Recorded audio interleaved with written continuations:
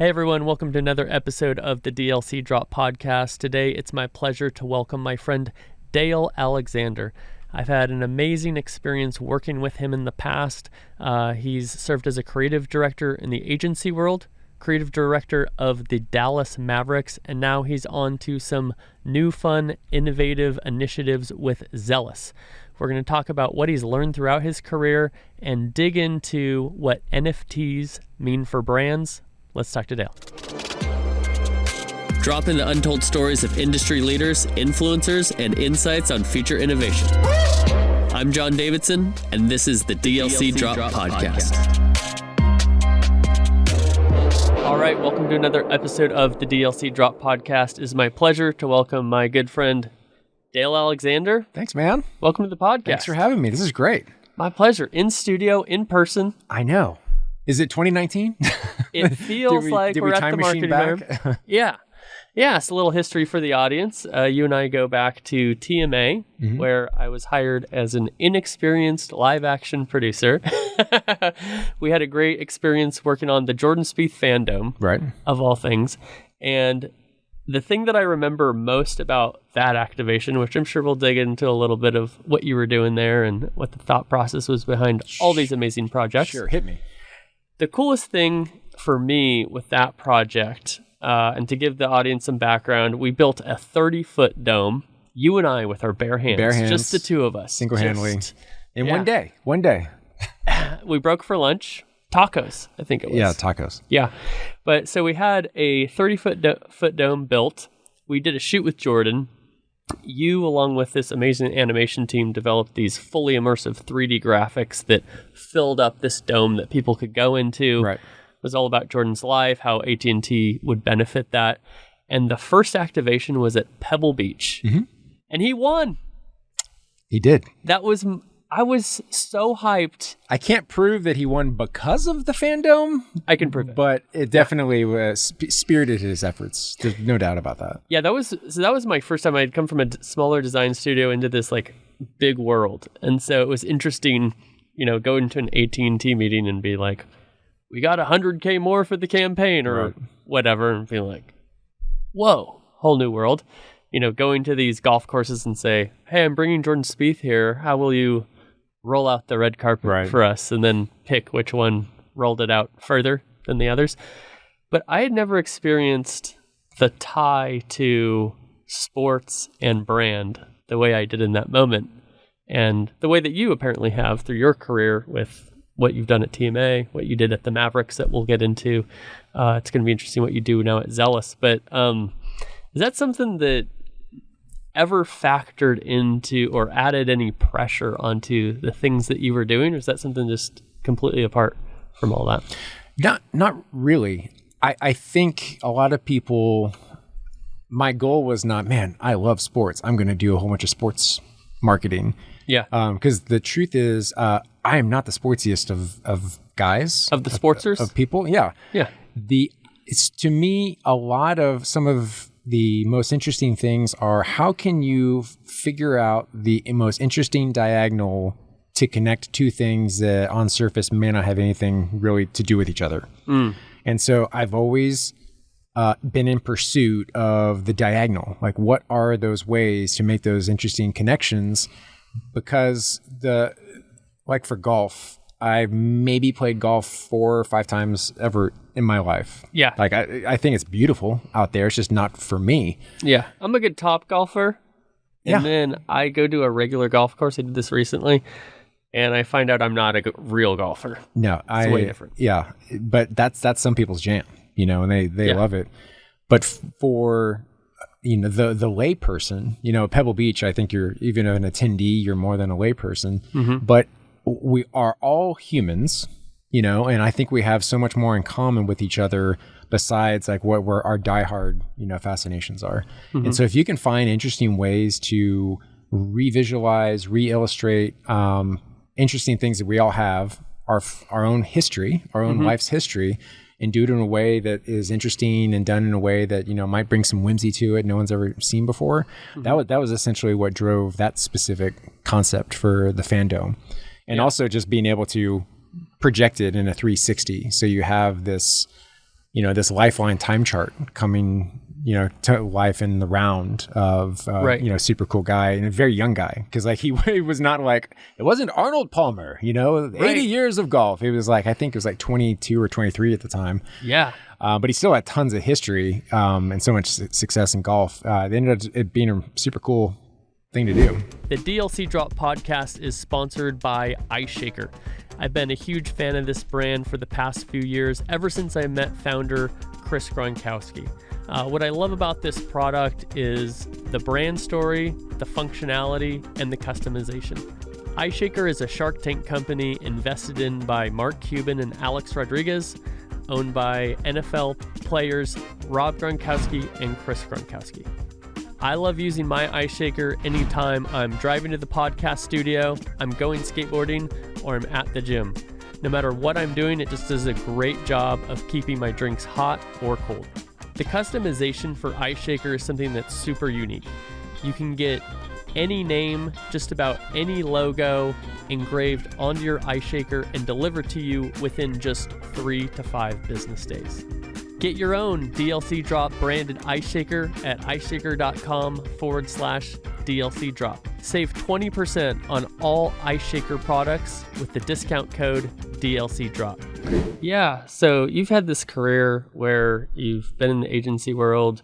You're recently at the Dallas Mavericks, which was a dream job for you from what I understand. Super cool. I mean, amazing. You're now getting very innovative with Zelus. Can you take us back to where did this start? Where did this interest in creative and brand begin for you? So I was born in Thailand. I was born in Bangkok. Mm-hmm. And both my wife's favorite cocktail party, factoid, is both of my parents were spies in the CIA.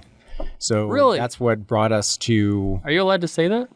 They're this is our last podcast. They're long retired. Yeah, shut them down. Shut these guys down. No, they're long since retired.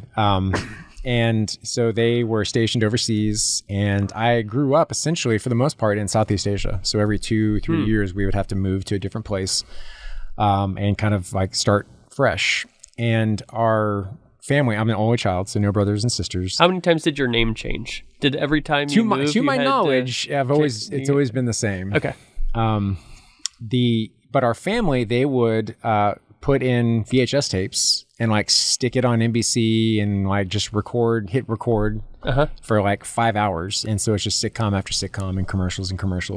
And they would ship the tapes to us, and I would watch those tapes over and over and over again. And to me, especially as a kid, like the commercials were as cool as the shows were. Mm-hmm. And so like you're fast forwarding the wrong part. Yeah. Like I would watch everything. There was no fast forwarding. Yeah. And when I think, as I matured and found out like, wait, that's like a job? Like someone gets paid to make these like little mini movies called commercials. And so that's, I just knew like, that's what I was interested in doing that. Not that I was like, man, I just love selling stuff. It was like more of making these like mini movies is like how I would think about it in my head. And that's what grew my fascination. Then I just kind of followed it, and through a lot of luck and trying to figure stuff out and being right place at right time, I was able to, make a career out of it. I had a similar fascination, and I discovered it actually when I was in college. I took a hiatus from college, skateboarded all over, and then I went back. Yeah, so cool. And thank you. And so I went to Sacramento State. Shout out Hornets. Not in Thailand, in California, for the audience. But I had an advertising class, and the moment that I made me really want to make commercials and campaigns was chocolate dipped Altoids. So chocolate dipped Altoids? I haven't even heard of those. Well, you're about to. Saddle up. So they had this campaign of commercials. I think it was 5 or 6 different commercials that all just had a wild concept. And the one that really grabbed me the most was there's this guy sitting at a coffee shop, and he's half deer and half man. So he's got hooves and he's got antlers. Go on. And he's like drinking his coffee, like lapping it up. And this couple comes up to him, and they're like staring, and he's reading his newspaper with his hooves. And he stops frustrated, and he says, yes, can I help you?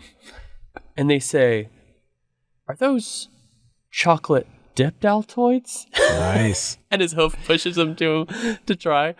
And then there's like other versions of that type of a commercial. The old misdirect. Nice. Yeah. And man, from the moment I saw that, I've shown that commercial to so many people, and like that opened my eyes saying, I want to do that. Well, their print back in the day, their print was so good and so clever. Like there were times like some people cut out like posters of like Michael Jordan and like put them up on the wall, and I would tear out Altoid ads just because they were so clever. Yeah, and especially at that time, like it's like there was a progression or an evolution to where like, oh yeah, we can have fun in this space. Because I think for so long things were like so serious, and like the product had to be like 115% perfect. Yeah. Otherwise, like we can't even show it. And now you have, writing checks to influencers for $200,000 and like everything looks like crap, and they're just like, great job, I love it. Well, I think at one point with food, they passed a law that in the shoots you had to use actual food. Yeah. Because they were just using models of food that looked way better than the food itself ever could. Isn't that sad though? That it's like someone had to pass a law of like, hey, the thing you're advertising, you actually have to use the thing you're selling. Like that's wild. I actually have a friend who he used to do photography for, I want to say Kraft Foods or something. This is very random, but he would shoot ice cream all the time. He said ice cream was the most difficult thing to photograph. Yeah, I bet. Because it had to be real ice cream, and it melts. And it melts. That's what it does. That's right. It's made to melt. The other thing that has really interested me, actually much more recently with advertising that I think impacted me equally, is VaynerMedia did something with Budweiser around women's soccer. Yes. And are you familiar with this? Why don't you give a description of what it is? So for so long, the big, huge fat checks had just been written to the male athletes, right? And all the sports stars. Yeah. And the compensation is not, the equality is not there when it comes to what they're getting from the actual teams and franchises, but also from the media dollars and just the leagues themselves, but then in just the sponsorship realm. And it was a very clever concept. I'm not tied to this whatsoever, but from my recollection, it was basically putting a spotlight on it by showing like you are the future sponsor of this athlete or these athletes, and it was a great way to I think use humor because I think it was done in a good spirit, but it was definitely with the left jab, it was delivering a nice little sign of the times social message. Yeah. And I hope it worked. I really haven't seen any thought pieces about like what kind of shift in just the compensation. It worked tremendously. It definitely worked. I think in for the mind account of all the different marketers out there, just like, hey, we really need to sharpen our pencils a bit on this. Yeah, I think women's soccer gained like 7 more category sponsorships as a result of that. And they basically had, with a green screen, blank products, like a deodorant one and like a phone or a car, or all these things. And it did 2 things. Number one, it raised the awareness for the need. Right. But the second thing is it created this white knight moment for brands to say, oh, Dove deodorant. Right. If I go in and I'm rescuing or I'm supporting this group that needs help, that's a second PRable opportunity in addition to the campaign itself. And so in that moment, that just showed me, Altoid showed me advertising could be fun and cool and creative, and that one showed me you can help human needs. Like, I think the soccer players are doing okay, but to support equality between the men and women is pretty awesome. And getting back to the diagonals thing, like I don't think the brief like was as specific and complicated as the net effect was. Yeah. But someone, whoever the creative team was behind it or the marketing team, being able to come up with just a real solid concept and then figure out the best way to make all those different connections. And to me, like that's the fun part. Any project that I've worked on, really the origin of the thought and then figuring out how to actually do it. Yeah. That's where all the fun is. Like when it's actually done, to me, it's always very fleeting because I've never been like a big awards hound or recognition junkie. Yeah. Because it's kind of like, okay, well, that was fun. Like fandom. Like as soon as it was done, I was like, okay, so like now what? Like what, but I got to get back and figure out like what to do for college football or whatever it was at the time. Do you think that's because you're part of a bigger team and it's like the next project, you've already got 3 to 4 projects, or that's just kind of like how you're created as a person, that you're more like back end rather than front face of the stage type of person? I think it's just like you do more of what you like, Yeah, and so if you really like the start of a thing, the blank piece of marble, the piece of raw wood, and trying to figure out like, what could this be? If that's your fun part, I think that's where instinctually you're driven to get yourself more into that zone, rather than like all the finishing touches are done and now you're just kind of like always looking at it over and over and over again and showcasing it. If that's what you're really into, great. But I think that, human nature is just, you have a tendency to get back and do more of what really drives you. Yeah, I think you're right. And so with what you're doing at Zelus now, how has, that internal drive shaped this most recent move that you've made? I'll get to the air through a rewind. So after being in agency world for a good long while, I end up being reached out to for a new position at the Dallas Mavericks. Yeah. And it is essentially, it's a VP of creative there. And it was one of those, I was perfectly happy, loved my team, loved everyone that was at the agency. But it was one of those things when I started thinking about, like, there's only, on a good day, there's only one of these that will ever be in Dallas. Lead creative for a NBA franchise in Dallas. I don't have to move. Right. Good point. And it's kind of, a rare opportunity to do something like that. And like, again, I'm not super sportsy, but it might actually help. I had to, do it just for the sake of, like, you don't want to be on your deathbed and just think like, oh my God, what would have been like, oh, why didn't I do that?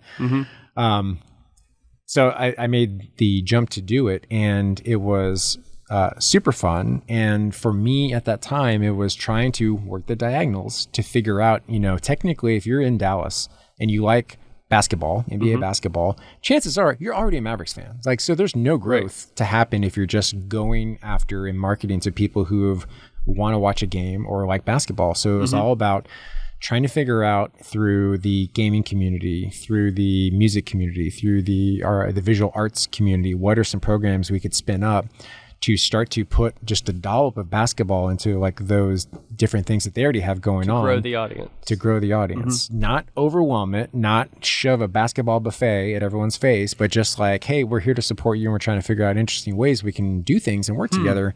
And so that was a big charge that I tried to do at the Mavericks to try and grow it, because I love the team. I wore the hat just to continue to rep the brand, like MFFL for sure. Yep. But there's always ways for even like some of the biggest sports franchises out there, Dallas Cowboys, like biggest brand in the world. Yeah. I still think they have a ton of opportunity to do new and interesting stuff. Like it's right there for the taking. Yeah. You just have to roll the dice. And I think at the Mavericks, we were able to roll the dice in some good ways.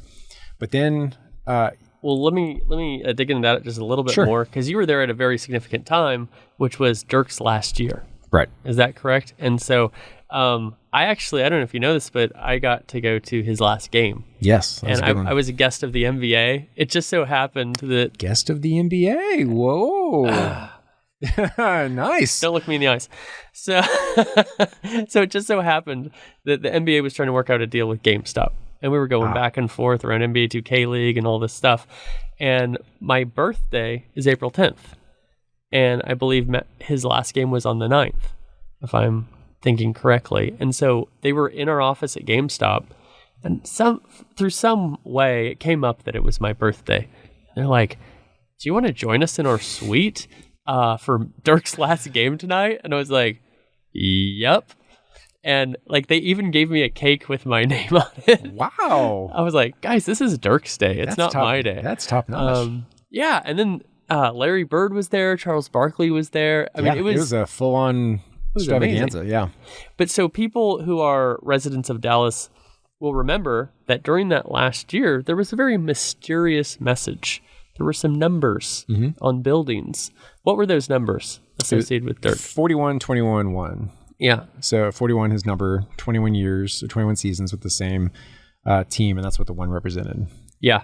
That was a fun time, and that was, pulling out all the stops, because I think even people from the NBA, they were at it and they're just like looking around, just like, man, Mark, you really do this up well, like go above and beyond. But it was I think so many different parties making that night possible, just because everyone freaking loves Dirk. Yeah. Like, there are few humans and few sports celebrities that like run the test of time to where like it's integrity through and through. There's no bad headlines that come up and stuff like that, and he's one of those that just he's top shelf material. Unbelievable. So was there any was the number campaign was it a broader team? What was some of that thought behind it? Because it was very clever, but it was really hard to figure out, as well as like this fun like clue sort of thing going on in Dallas at the time. So at the time, that was 41-21-1 was not me. That was it was like an entire special like planning committee. So Dirk and Mark, they have like, a team of individuals that handle a lot of their charity events and foundation events and stuff like this. And so it was really like putting on a show. Cool. So knowing that the Mavs proper, it was, working in conjunction and in tandem, but essentially like you still need people to do everything that they're already supposed to do. Yeah. And then also have this extra team plan and implement and get all the lighting and do the 3D projection and all the mapping and everything to pull out all the stops. Because that's just a lot for the actual, marketing team and the team itself to bear the brunt of. Because that's another thing. I think there might be a misconception that all these big franchises have like a team of 1,000 people and endless resources to do everything. Typically the opposite. And that's not the case, because it runs a very efficient team. I think every franchise is trying to figure out how to be most efficient. Yeah. But it is a lot of people wearing a bajillion hats in order to pull something like that off. But the game presentation team that night and the social team and everything, like that's where on our side of the house, everyone pulled together to execute that. But it's a phenomenal night. Yeah, that's an amazing thing that you had the opportunity to be a part of there. Take me to that next step after the Mavericks. So at the Mavericks, super cool stuff. But then back at Team A, there was a thing called In the Know. I don't know if you ever attended those, but it was a quarterly kind of educational thing. It was an internal. I was not in the know. So you weren't in the know about In the Know? But it was a quarterly thing to. It was like trend watching and putting together these kind of in-person like happy hour reports. And about sometime in 2017, this whole blockchain, Web3, Bitcoin, Ethereum, it was just coming out. And I remember trying to do some research, and I'm like, this is definitely something. I don't totally get it, but this is definitely something. And, of course, Time Machine, I'm like kicking myself. Like I think Bitcoin was like $150 or something back then. Right. But I knew that it was going to be something. And so I kind of bought in a little bit and have tried to keep up. Then got very distracted at the Mavericks, trying to like reshape and retool and do all those interesting things there. But then it started to kind of like come back around. And of course, the kind of zeitgeist tipping point for people is NBA Top Shot. Yeah. And so I kind of got into that, like, okay, this is, I remember and recognize the foundation and platforms that blockchain is representing, but now it makes even more sense with the visual wrapper of sports highlights and done in this kind of like digital collectible thing. So I kind of bought in a little bit more, and then thinking of like, wow, the Mavericks, we can do all these interesting things with that. However, you can't, because like sometimes being on the inside, you can somehow do even less because there's rights issues with broadcasters. Whistle to whistle footage is owned by these people. Likenesses of current players, you can't do anything without the Players Association. So there were all of these different hurdles. And I remember thinking back to when the internet first came out, and I was too young to like be part of like the building of the internet type stuff. Sure. But I just remember like all of these wild stories, and it just seemed like this real exhilarating, fun time. Mm-hmm. And I felt like I was like stuck on the beach as everyone was like, surfing the web and cutting it up out there. Yeah. And I was seeing this, the Web3 revolution. Like, it wasn't even surfing. It's like full on people on jet skis, just like out there tearing it up. Yeah. And I didn't want to be stuck on the sidelines or stuck on the beach again. And so that's when, if I can give any recommendations to like any young person out there, it's just like always figure out how to stay connected to people. And so some of that is like just making sure that you're the type of, person of high integrity and character that people want to stay in touch with. Sure. But then also just keep those relationships alive, however you can, because like stranger things, like you'll never know when that weird opportunity will come, out of left field. Yeah. Just because you were nice. Like it's not even that hard. You were just kind of nice and you helped apply yourself, and then you have these opportunities come over. And so that's what happened, during the COVID quarantine shutdown. Things got super, super weird. But I used that downtime when there was no basketball going on. You're trying to figure out like, okay, now what? Yeah. Just reaching back out to people. Hey, hope you're doing okay. How are things going? Can I help out in any way? And just through that activity, some interesting conversations came about to where it's like, hey, I'm, kind of interested about shaping this thing up that ultimately became what Zelus is. Yeah. And providing that opportunity to get off the beach, hop on this really sweet jet ski, and start trying to figure out what we can do in the blockchain space. And so that's what I did. Left a super cool job at the Mavericks. Yeah. Just because I didn't want to look up, the deathbed moment of like, oh, I spent 20 years at the Mavericks, which is great, but man, I wonder what that would have been like, going over here and try to get a taste and have plenty of mess ups and hopefully some successes in this like fundamentally brand new form of technology. Yeah. So, there's all sorts of things that look like waves nowadays. So, have you figured something out or do you have a litmus test to say, okay, I'm going to jump if something matches these boxes or checks these boxes versus jumping at every shiny object? That seems like something that can be really challenging right now as you're hearing about Bitcoin, Web3, the metaverse, esports, all these things. You can't do all of them. Right. But how do you filter through and assess a real opportunity? I feel like I'm doing more homework now than I actually did in proper school.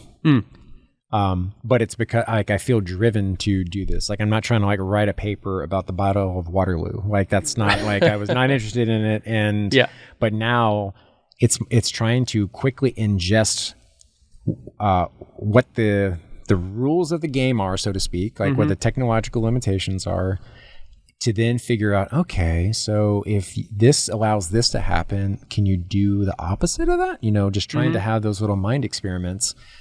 And I think knowing my own limitations, like there are some things that it's so much easier for me to reach out for the phone a friend.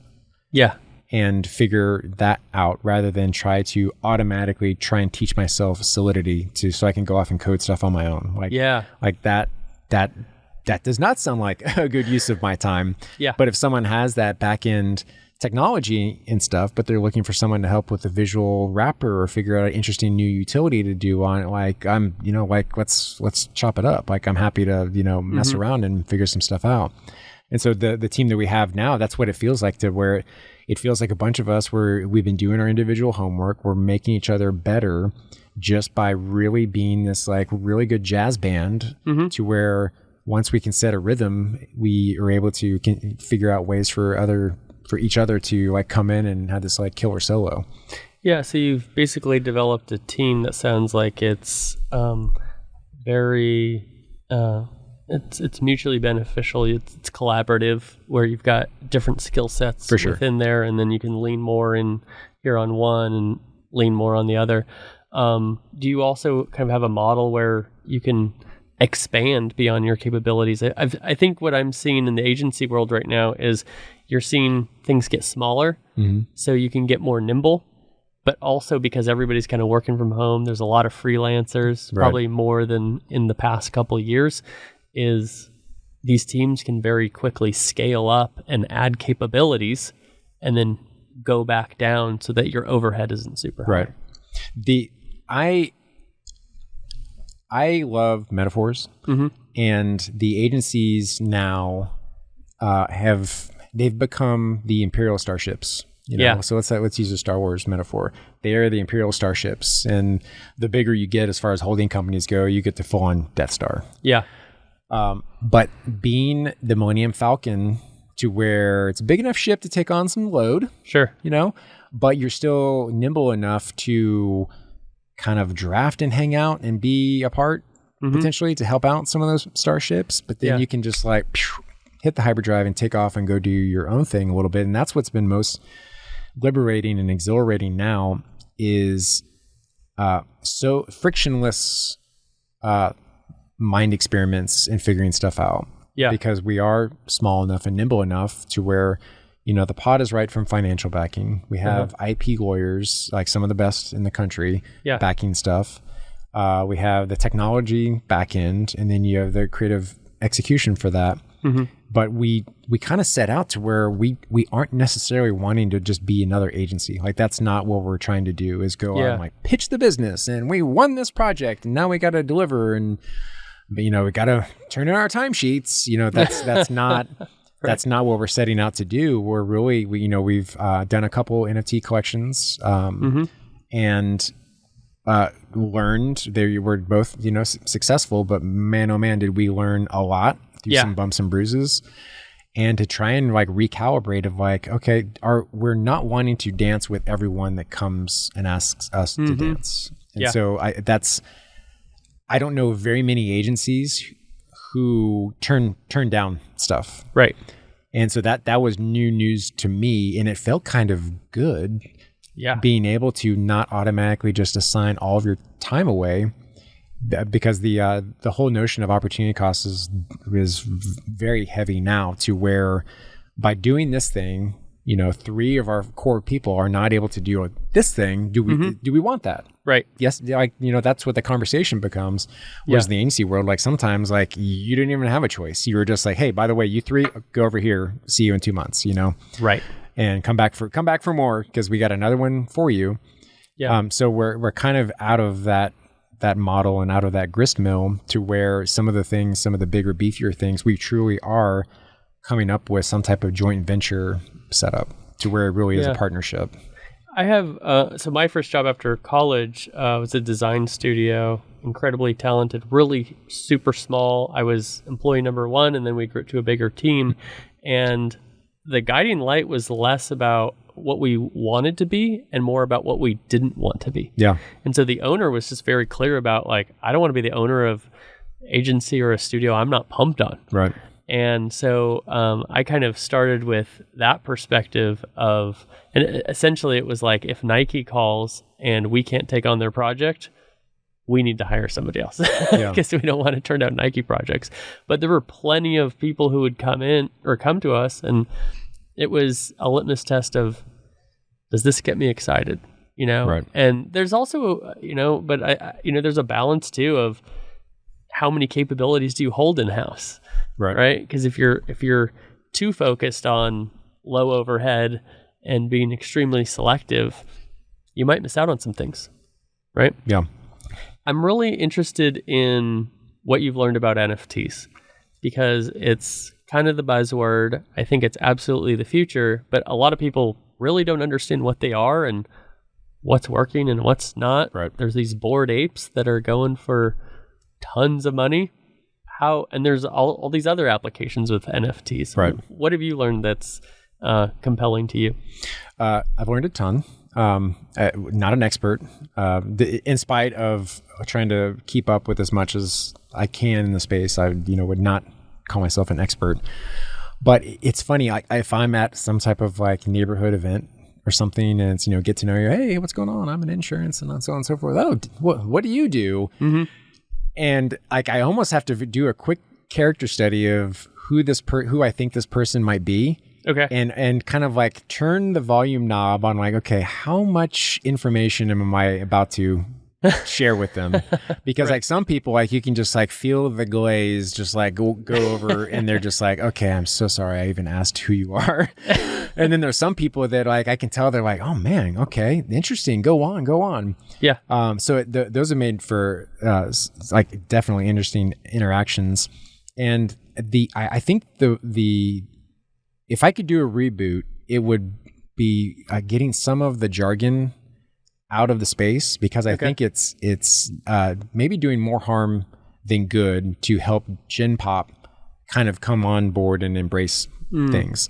Because you hear things like crypto, first of all, like I believe a lot of people, they hear crypto, they automatically think, oh, something with hackers. Like hackers, that's how they get your money. They use the crypto, you know, and that's how that there's an association there.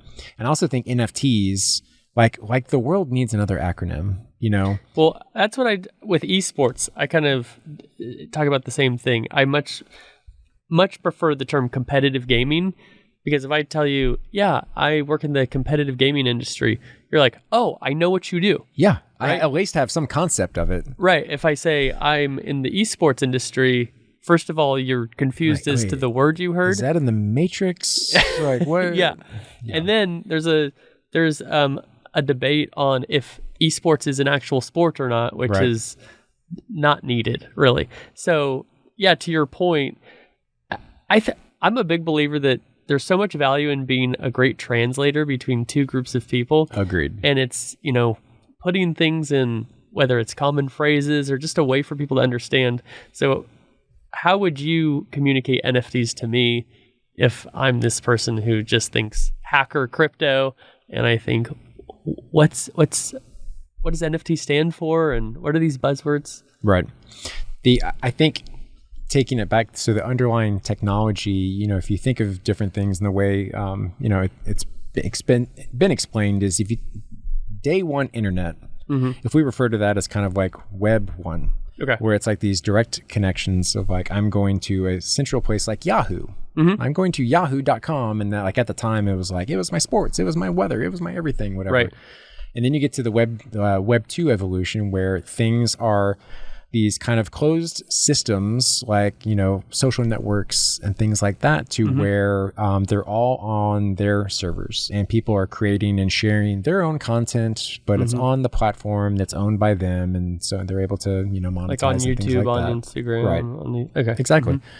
And then you get to what Web 3 represents, is the decentralized model. So if Web 2 is all about the centralized model, to where it's drawing all these content creators, drawing all these users onto these mega platforms, where you don't really have any ownership or entitlement to it. Yeah, you might get, a little compensation from YouTube if you have like tens of millions of views and stuff. Sure. But you don't have as direct of a relationship with it as you, as the Web 3 world, which is decentralized. Yeah. And that's where things are heading, and there's like tons of jank, there's a lot of clunkiness and so on. But again, like, go back to Web 1, and like, I bet there was like all kinds of jank. Yeah.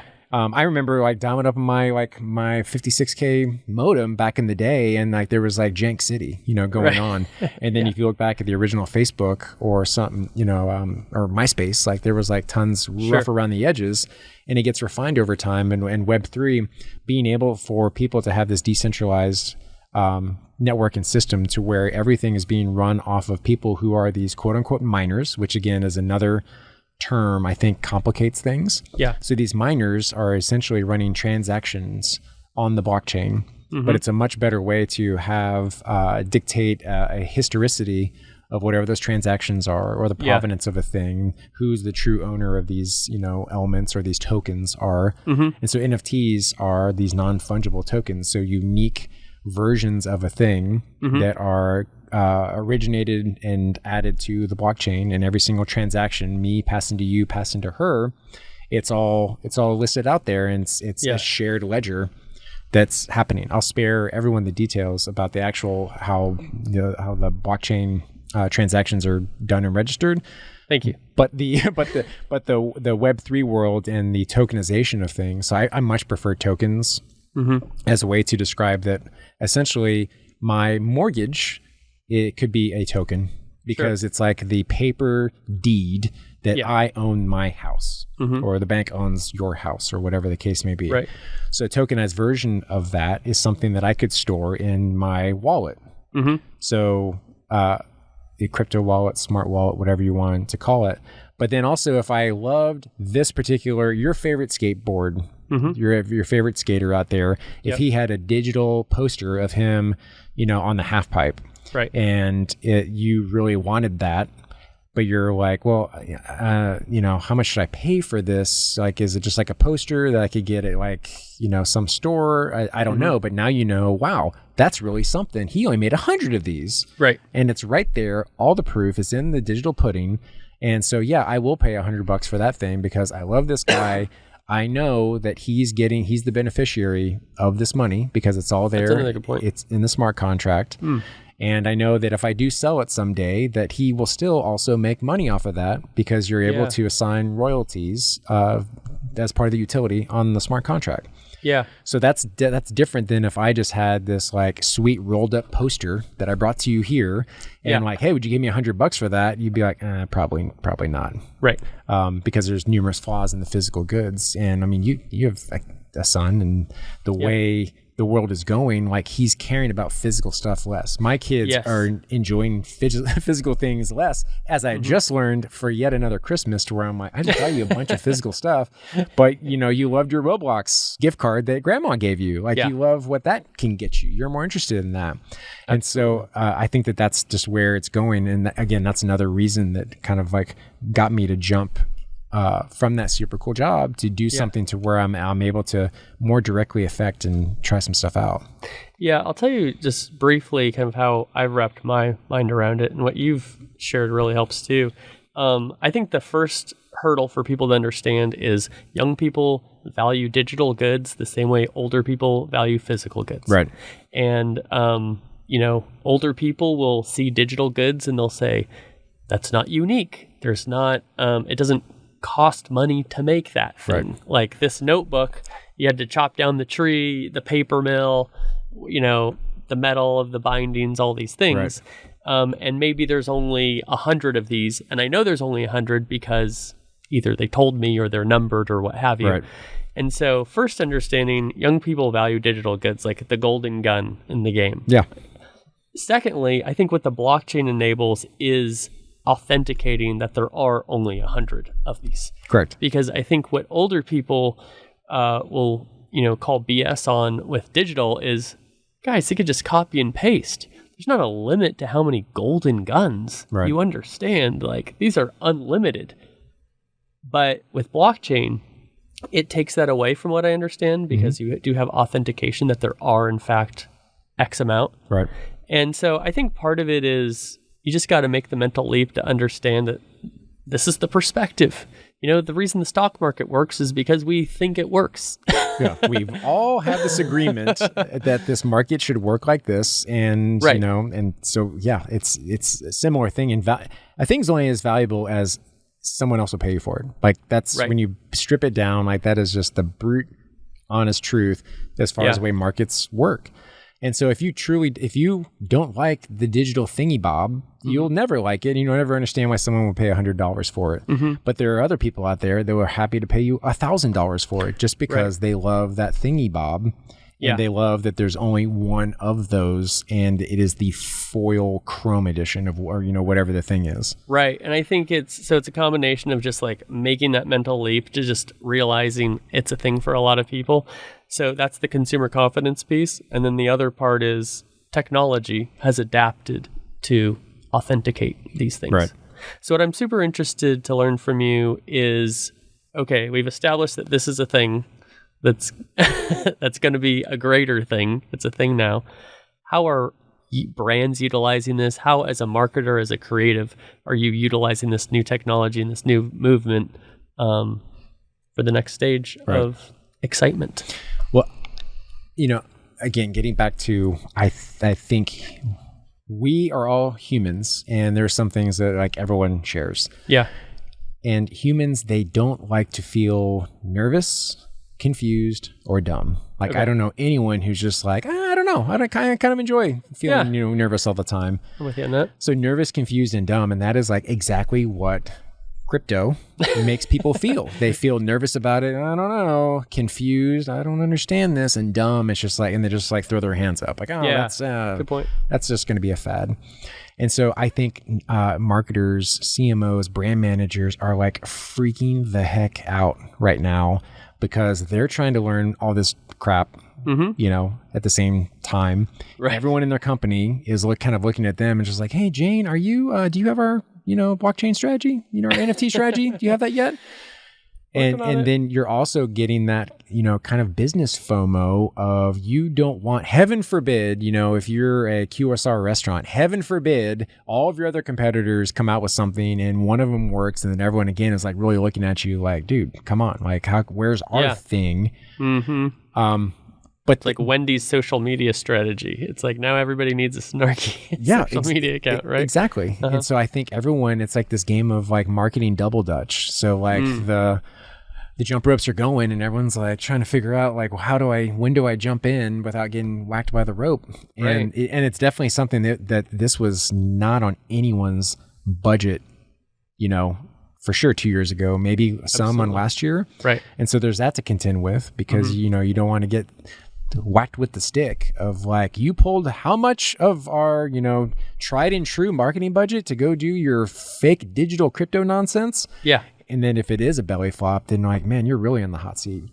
And so I think everyone is super, super nervous, looking at each other, and trying to figure out like how best to move. And that's one thing that we in particular, like because we do come from that world, instead of just chasing some type of artistic glory with this collection, our 10,000 PFP collection is going to be better than your 10,000 PFP. And here's our roadmap. 3 years from now, we're going to have this this great game. Yeah. Or whatever the case may be. And we're really trying to figure out what the layer of utility can we provide to these brands to make the migration. I think migration is a key word because it's not just going to be a flip switch.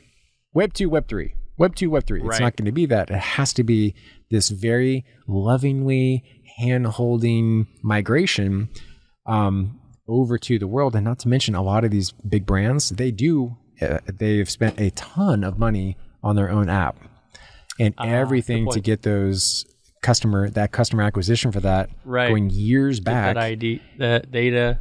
Yeah, and so now the infrastructure of these apps, you kind of have to blow it up and tear down the entire house in order to rebuild it, in order to take on the cryptographic layer, like be able to hold all the tokens. CMOs aren't going to want to hear that. And they don't. And so that's where it adds to, just that total nervousness that I think there is there. But I think there's different types of nervousness.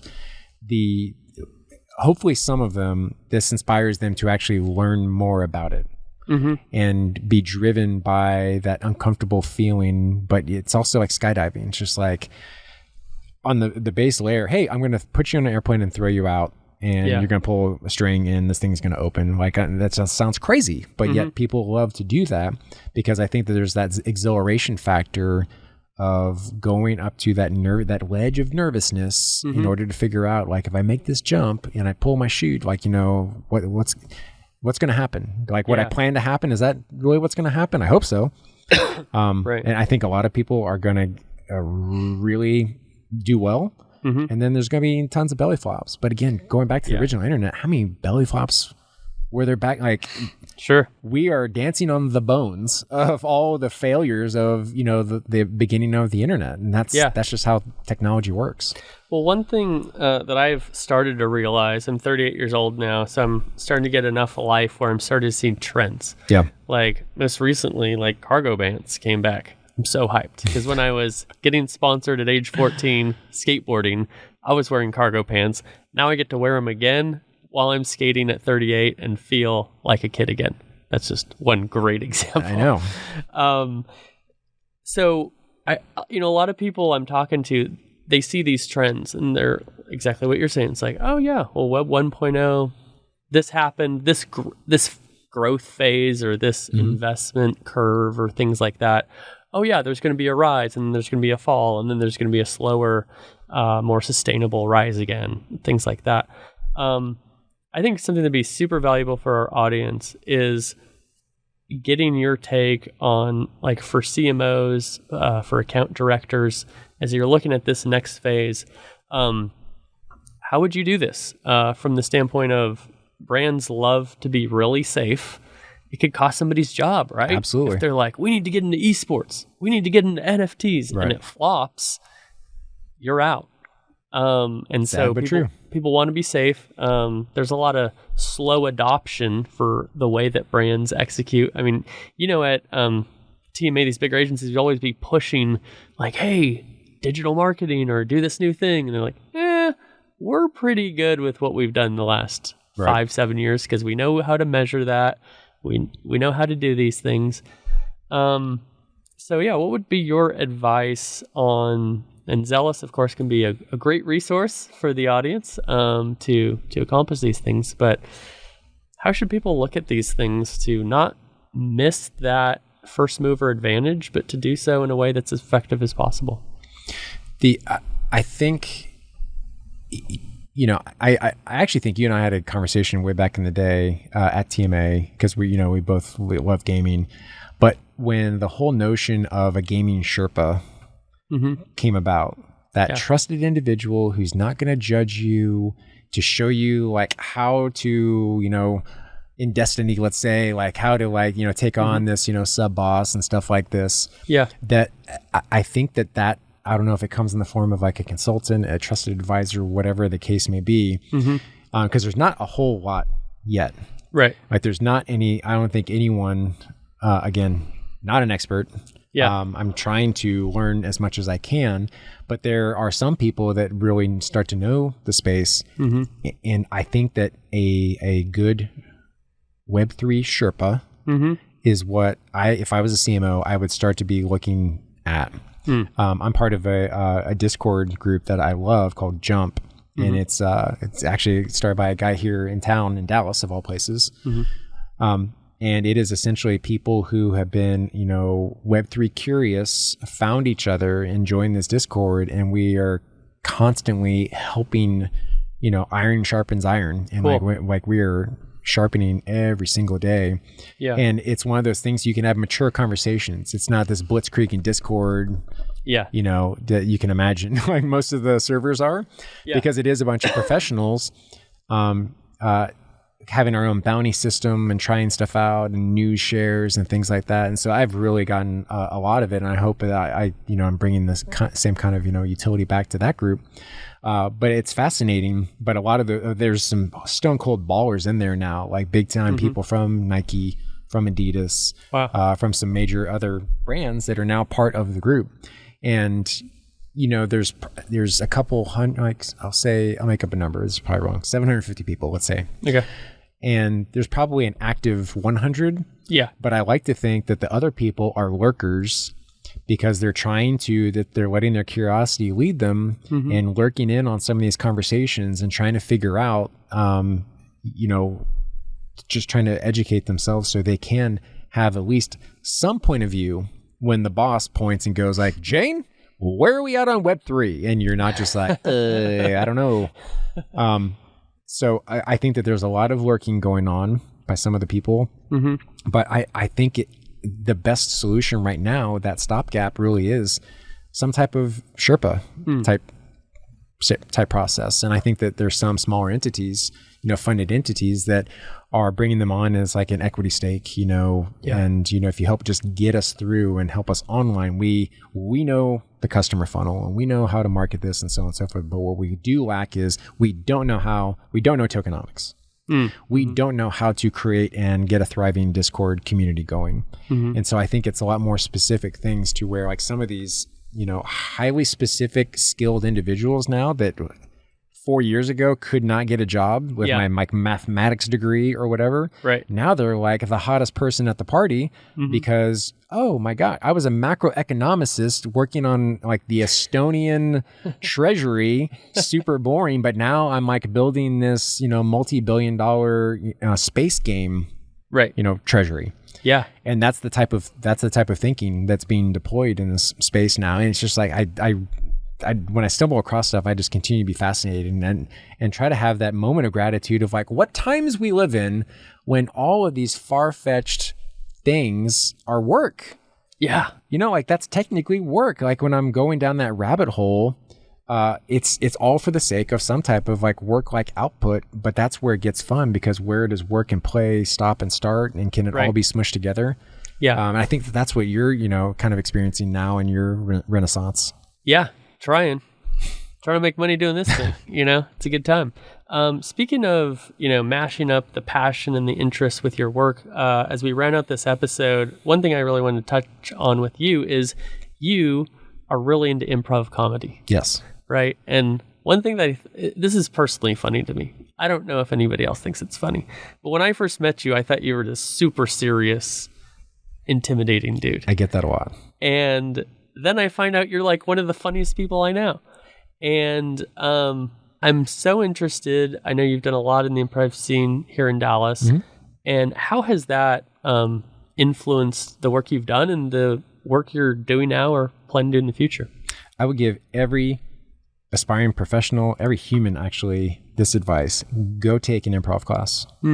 Because everything we're doing now, it's essentially an improvised scene. There's no script, there's no real notes, there's no nothing. It's just two people having a conversation. And the best conversations are just built one sentence after the other, active listening, really trying to understand like what the other person's getting at, and then also reading the things that they aren't saying. Sure. Yeah. And so you see when I frown every time, that's why you're changing the subject. Exactly. Yeah.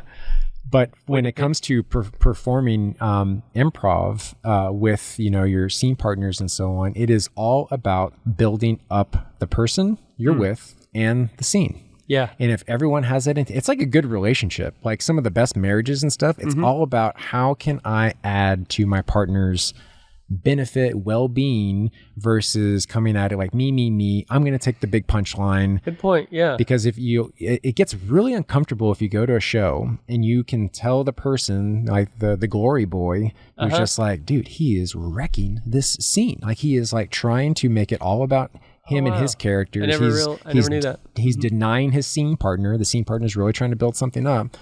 And those end up just being like not the best scenes. But when you can get out there and just know you have that safety net that everyone's got each other's back.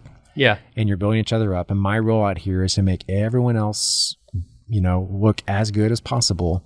That's what I really enjoy about just the activity of performing improv, but so much of those tenets carry over into what I chose as a profession. So leading creative teams and so on, like no one likes the creative director to where you're pitching ideas and they're just like, nope, sorry, too tired, seen it, thought of it.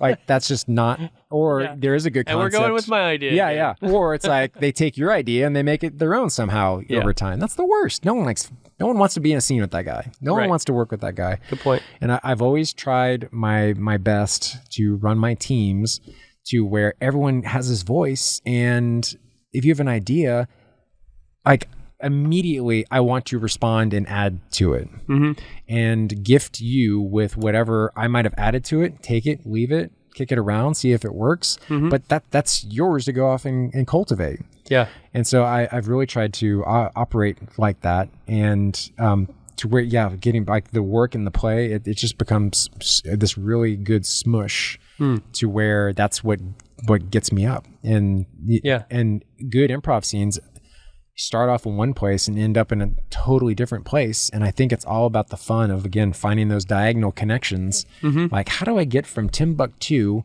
all the way here to like this dentist chair? And that sounds far-fetched, but give a good scene the opportunity, and like oftentimes like they'll make it work. And so have you found that to be true in your creative processes as well, that you're kind of employing similar techniques and you're saying, okay, this is kind of like the client, the brand problem, and this exercise took us to this solution that we didn't necessarily think we'd get to, or does it have a different manifestation? My specific process is if there's some type of new input or problem to solve, immediately, what is my first instinct? Like, again, if you're on stage, and you don't have time to be like, okay, can I get back to you? Like in a couple hours, couple minutes or a day, after I mull this over. So immediately take down whatever I can. If there's a group session, oh man, what about this? What about this? What about this? Just to get it out there. Because some of those little mind vitamins you're giving other people, like it takes a while to kick in. Sure. But I love those times where it's just like, hey, you said something the other day that I kind of thought about, and what if we did this, and what if we do this? And then like they just came up with the idea, or they came up with like something that was better than anything else that they came up with. Yeah. But if you just keep it to yourself and you don't really share it, it doesn't have a chance to, get out there. But then conversely, I do enjoy the process of going back and being by myself, and then start to kind of noodle and figure out and let my mind wander and try and figure out those connections. So I think it's, straddling the fence a little bit. And a lot of that has to do with, I guess, enabling an environment where it's okay to share and people feel comfortable sharing, and that sharing is encouraged. A lot of times you can have these, I've been at some jobs where I had these thoughts, and I didn't feel comfortable sharing because I felt stupid. I didn't know if they'd be right. I didn't know if they'd be welcome, or, it was only the people at the top who are welcome to give input.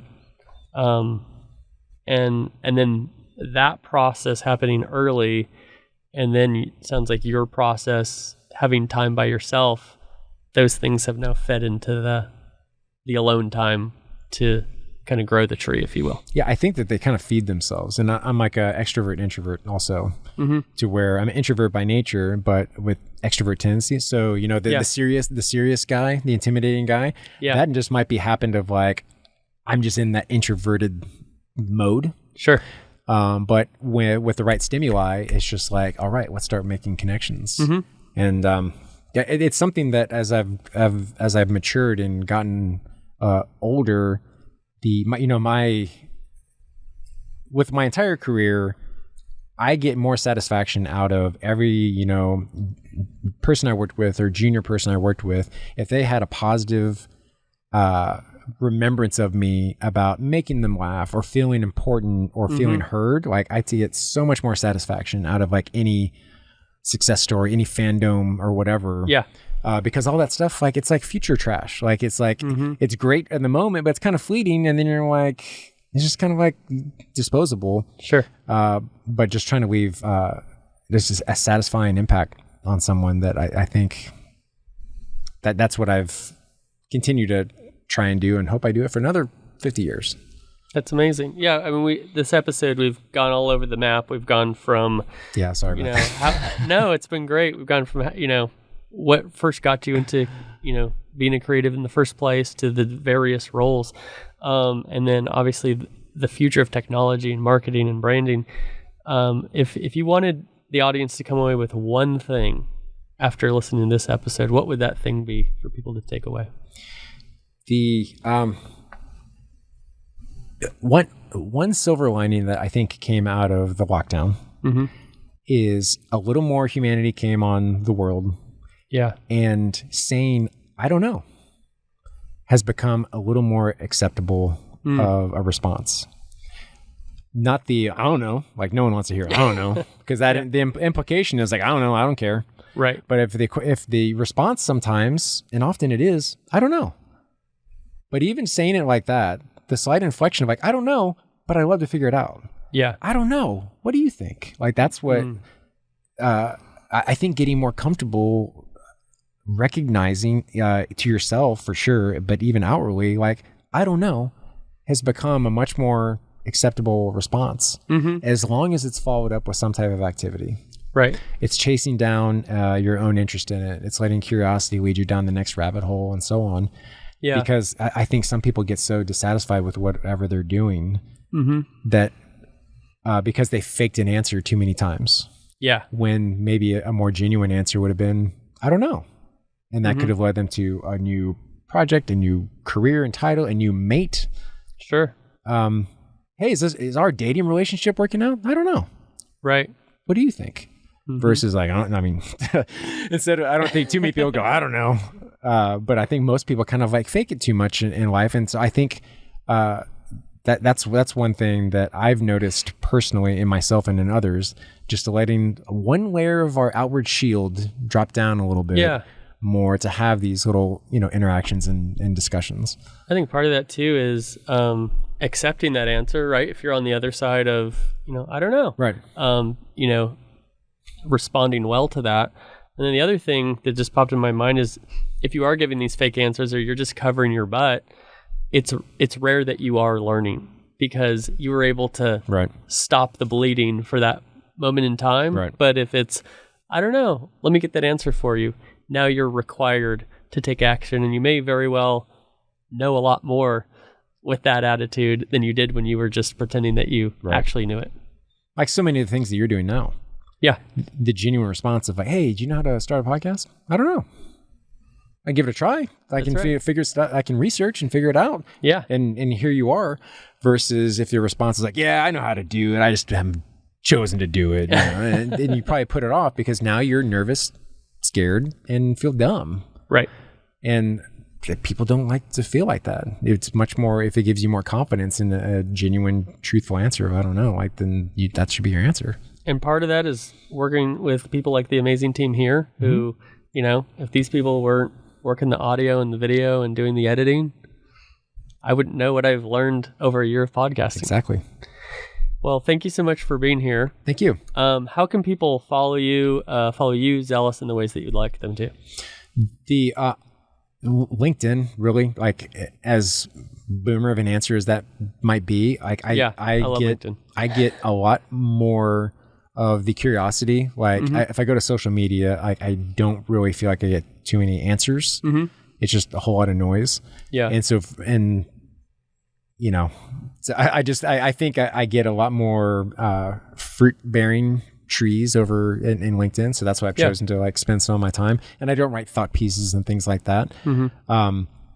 But really that and Zelus, we have been around, like we're super babies. Like the people that are part of it are very experienced and tenured, but Zelus proper started in essentially July. Wow. Yeah. So getting that up and running, and just so much of the focus has been put on the projects that we already had like signed to go do. Yeah. And so we've been off to the races, and we're building out our own proprietary wallet product. Cool. That we're really trying to, again, like get some of the jank hammered out with some of the existing products, and just make it easier to make that migration possible. Because like no one wants to go through the 7 steps to get a new MetaMask wallet. If we're able to get it down to 2 taps and a click, like who wouldn't want, to do that? Yeah. So that's our really big focus. Great. So no website yet? No, yeah, it's Zelus, Zelus.io. Zelus.io. Great. And it really is. I would not. It's on the list of our internal branding to do, but it's one of those decisions we had to make of like, okay, did we burn opportunity cost? Did we burn all this time getting our stuff to look so good, but we missed the boat? Yeah. On projects 1, 2, and 3, and so it's one of those. So like, okay, well, we have this. Effectively a placeholder. Yeah. Because we aren't trying to like win business like that. Again, it's there for presence, but not gamesmanship of like, come check out our website. Our website's better than their website, therefore you should work with us. When that's not really the case. Like we're not trying to win people's business necessarily. A plumber's faucet is always leaking. Yeah. What's the NFT version? Is that the Dalai Lama? Was that? Probably. Yeah, it's a miner's smart wallet is always. Yeah, a Solidity coder's tokens are never scripted. Perfect way to cap off the episode. Well, thank you so much, Dale Alexander from Zelus. Join me today on the DLC Drop podcast. It's been a pleasure. Same here. Thanks. Thank you for listening to the DLC Drop podcast. This podcast is part of the Esports Future I Podcast Network and produced by Innovation Media Enterprises. Make sure you subscribe on your favorite podcast channel and leave us a review.